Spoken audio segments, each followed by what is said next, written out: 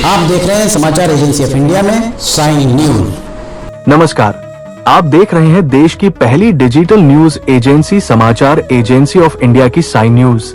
इसके धर्म प्रभाग में आपका स्वागत है।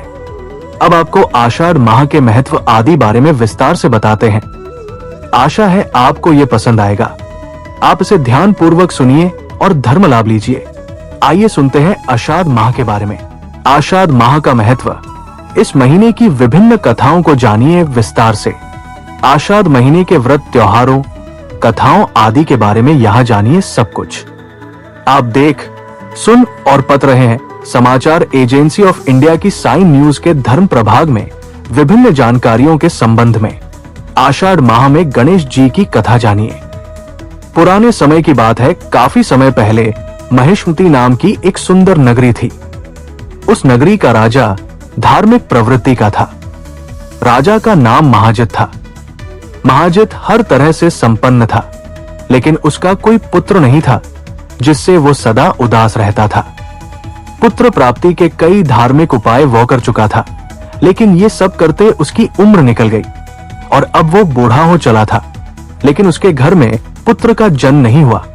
अगर आप जगत को रोशन करने वाले भगवान भास्कर, भगवान विष्णु जी, देवाधिदेव महादेव, ब्रह्मांड के राजा भगवान शिव एवं भगवान श्री कृष्ण जी की आराधना करते हैं, और अगर आप विष्णु जी एवं भगवान कृष्ण जी के भक्त हैं, तो कमेंट बॉक्स में जय सूर्य देवा, जय विष्णु देवा, ओम नमः शिवाय, जय श्री कृष्ण, हरिओम तत्सत, ओम नमो भगवते वासुदेवाय नमः लिखना न भूलिए।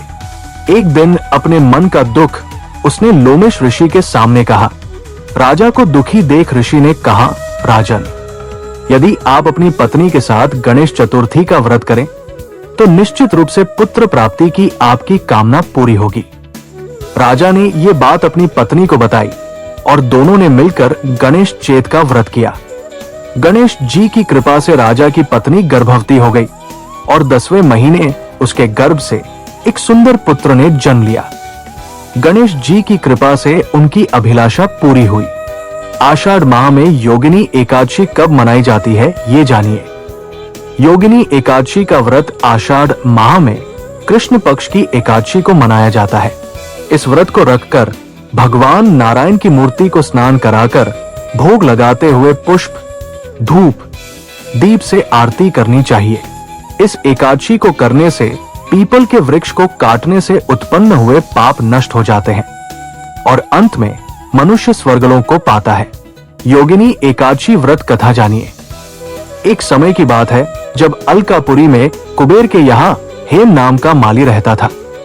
वो भगवान शंकर की पूजा के लिए रोज मानसरोवर से फूल लाया करता था। एक दिन की बात है कि वो कामोन्मत्त होकर पत्नी के साथ स्वच्छंद विहार करने के कारण फूल लाने में देरी कर बैठा और कुबेर के यहाँ देरी से पहुंचा।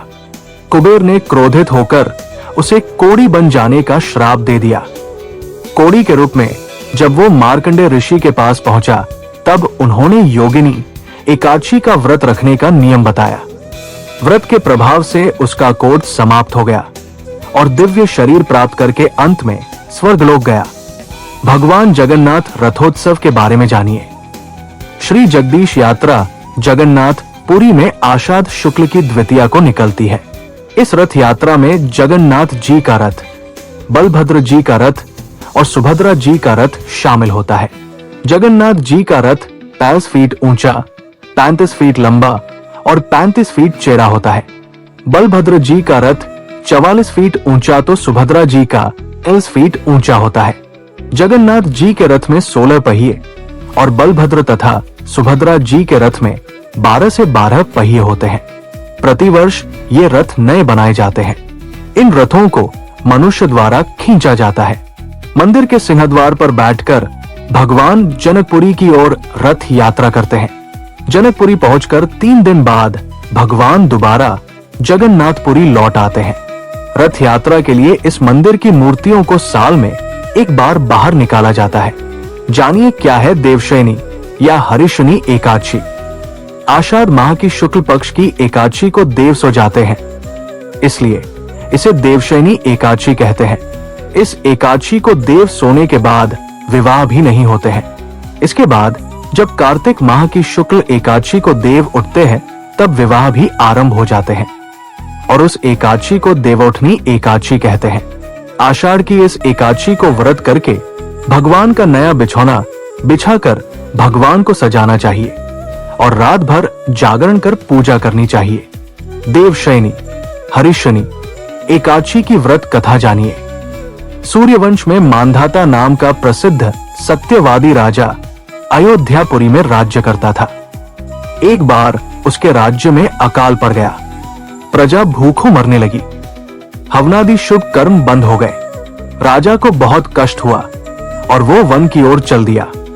चलते हुए वो अंगिरा ऋषि के आश्रम में पहुंच गया और ऋषि से बोला, हे सप्तऋषियों में श्रेष्ठ अंगिरा जी, मैं आपकी शरण में आया हूं। मेरे राज्य में अकाल पड़ गया है। प्रजा कहती है कि राजा के पापों से प्रजा को दुख मिलता है। मैंने अपने जीवन में किसी प्रकार कोई पाप नहीं किया। आप दिव्य दृष्टि से देखकर बताएं कि अकाल पड़ने का कारण क्या है।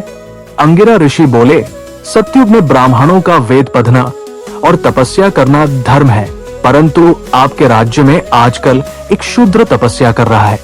शूद्र को मारने से दोष दूर हो जाएगा, प्रजा सुख पाएगी। मांधातार बोले, मैं उस निरपराध तपस्या करने वाले शूद्र को नहीं मारूंगा। आप इस कष्ट से छूटने का कोई और सरल उपाय बताइए। ऋषि बोले, सरल उपाय बताता हूं। भोग तथा मोक्ष देने वाली देवशयनी एकादशी है। इसका विधि पूर्वक व्रत करो। उसके प्रभाव से चातुर्मास तक वर्षा होती रहेगी। इस एकादशी का व्रत सिद्धियों को देने वाला तथा उपद्रवों को शांत करने वाला है। मुनि की शिक्षा से मांधाता ने प्रजा सहित देवशयनी एकादशी का व्रत किया और कष्टों से छूट गए। इस एकादशी का महात्म्य पढ़ने या सुनने वालों को अकाल मृत्यु के भय से मुक्ति मिलती है। इस एकादशी के दिन तुलसी का बीज धरती या गमले में बोया जाए तो महापुण्य मिलता है। तुलसी के प्रताप से यमदूत भी भय खाते हैं। जिनका कंठ तुलसी की माला से सुशोभित हो उनका जीवन धन्य होता है। गुरु पूर्णिमा अथवा व्यास पूर्णिमा किसे कहते हैं ये जानिए। व्यास पूर्णिमा को ही गुरु पूर्णिमा कहते हैं। ये पूर्णिमा आषाढ़ माह की पूर्णिमा को मनाई जाती है। आदिकाल में विद्यार्थी गुरुकुलों में शिक्षा प्राप्त करते थे। छात्र इस दिन श्रद्धा भाव से प्रेरित होकर अपने गुरु का पूजन करके अपनी शक्ति अनुसार दक्षिणा देकर उन्हें प्रसन्न करते थे। इस दिन पूजा से निवृत्त होकर अपने गुरु के पास जाकर वस्त्र, फल, फूल व माला अर्पण करके उन्हें प्रसन्न करना चाहिए। गुरु का आशीर्वाद कल्याणकारी और ज्ञानवर्धक होता है। चारों वेदों के व्याख्याता व्यास ऋषि थे। हमें वेदों का ज्ञान देने वाले व्यास जी ही हैं। इसलिए वे हमारे आदि गुरु हुए। उनकी स्मृति को ताजा रखने के लिए हमें अपने गुरुओं को व्यास जी का ही अंश मानकर उनकी पूजा करनी चाहिए। कोकिला व्रत के बारे में जानिए। कोकिला व्रत आषाढ़ माह की पूर्णिमा को ही मनाया जाता है। इस व्रत को दक्षिण भारत में अधिक मनाया जाता है। इस व्रत को करने वाली स्त्रियां सूर्योदय से पहले उठकर स्नान करने के बाद सुगंधित इत्र का प्रयोग करती है। ये नियम से 8 दिन तक चलता है। प्रातः काल भगवान भास्कर की पूजा करने का विधान है। कोकिला व्रत की कथा जानिए। प्रजापति दक्ष ने एक बार बहुत बड़ा यज्ञ किया। इस यज्ञ में सभी देवताओं को आमंत्रित किया गया, लेकिन अपने दामाद भगवान शंकर को उन्होंने आमंत्रित नहीं किया।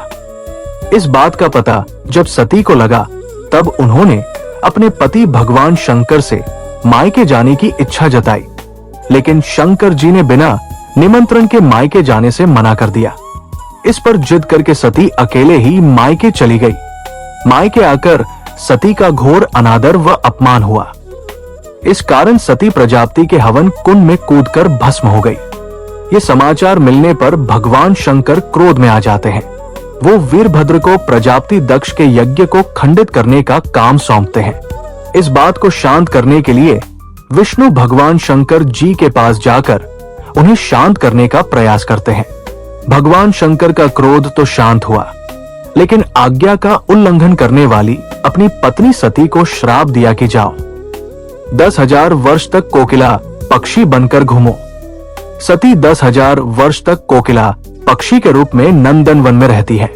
इसके बाद पार्वती का जन्म पाकर आषाढ़ माह में 1 महीने तक नियमित रूप से ये व्रत करती है, जिसके परिणाम से भगवान शिव उन्हें दोबारा पति रूप में प्राप्त हुए। हरि ओम। अगर आप जगत को रोशन करने वाले भगवान भास्कर, भगवान विष्णु जी, देवाधिदेव महादेव, ब्रह्मांड के राजा भगवान शिव एवं भगवान श्री कृष्ण जी की आराधना करते हैं, और अगर आप विष्णु जी एवं भगवान कृष्ण जी के भक्त हैं, तो कमेंट बॉक्स में जय सूर्य देवा, जय विष्णु देवा, ओम नमः शिवाय, जय श्री कृष्ण, हरिओम तत्सत, ओम नमो भगवते वासुदेवाय नमः लिखना न भूलिए। यहाँ बताए गए उपाय, लाभ, सलाह और कथन आदि सिर्फ मान्यता और जानकारियों पर आधारित है। यहाँ ये बताना जरूरी है कि किसी भी मान्यता या जानकारी की समाचार एजेंसी ऑफ इंडिया के द्वारा पुष्टि नहीं की जाती है। यहाँ दी गई जानकारी में निहित जानकारी विभिन्न माध्यमों, ज्योतिषियों, पंचांग, प्रवचनों, मान्यताओं, धर्म ग्रंथों, दंत कथाओं, किंवदंतियों आदि से संग्रहित की गई है। आपसे अनुरोध है कि इस वीडियो या आलेख को अंतिम सत्य अथवा दावा न माने एवं अपने विवेक का उपयोग करें। समाचार एजेंसी ऑफ इंडिया पूरी तरह से अंधविश्वास के खिलाफ है। किसी भी जानकारी या मान्यता को अमल में लाने से पहले संबंधित विशेषज्ञ से सलाह लें। अगर आपको समाचार एजेंसी ऑफ इंडिया में खबरें आदि पसंद आ रही हो तो आप इसे लाइक, शेयर व सब्सक्राइब अवश्य करें। हम नई जानकारी लेकर फिर हाजिर होंगे, तब तक के लिए इजाजत दीजिए। जय हिंद। समाचार एजेंसी ऑफ इंडिया की साइन न्यूज में प्रसारित खबरें, गीत, गजल, भजन आदि पसंद आ रहे हों तो आप इसे लाइक, सब्सक्राइब व शेयर जरूर करें। कमेंट बॉक्स में लिखकर बताएं कि आपको ये कैसे लग रहे हैं। ये भी बताएं कि आप और क्या क्या देखना व सुनना चाहते हैं। फिलहाल समय है आपसे इजाजत लेने का। आप सभी स्वस्थ रहें, मस्त रहें। जय हिंद।